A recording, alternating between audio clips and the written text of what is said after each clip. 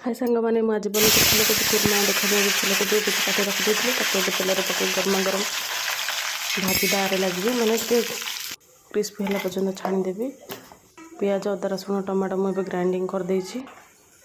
काजू आ चारमगज भिजे रखी से भी ग्राइंडिंग करदेवी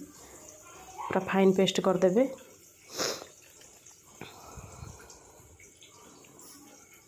कर सारापर कोबी आमर केमी भाजिकी ताकू देखीदेवा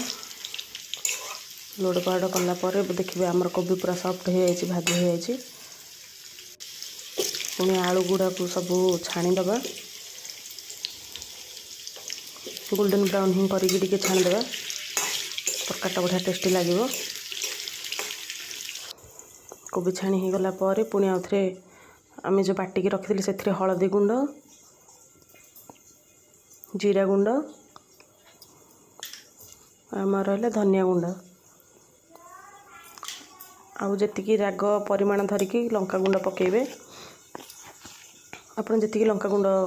खाई पार्चंती आपण घरे ताको धरी लंका गुंड पकेबे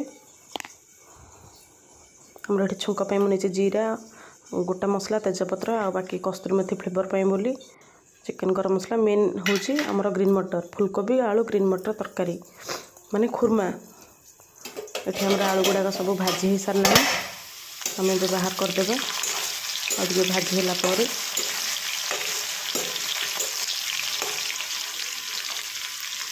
देखते आउ टे गोल्डन ब्राउन हम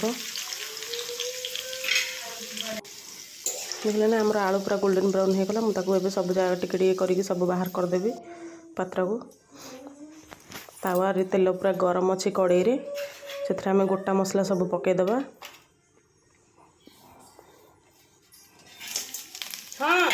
गोटा मसला जीरा सब भलसे फुटी सारा पर आम से बाटिकी रखी सॉरी ग्रीन मटर सब पकईदबा ग्रीन मटर टिके भाजी हो सारा पर से आम बाटिकी रखी मसला सब पकईबा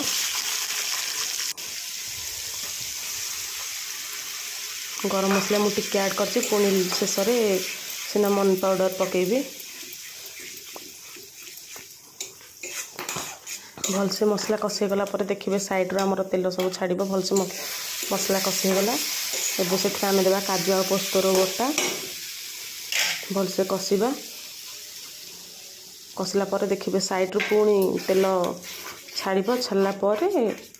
पानी देवा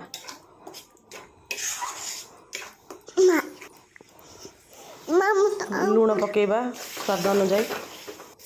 पुणी परिवा पकेबा मसला कषी गला देन पानी देदेबा रेडी हो गला हमर फूलकोबी कुरमा।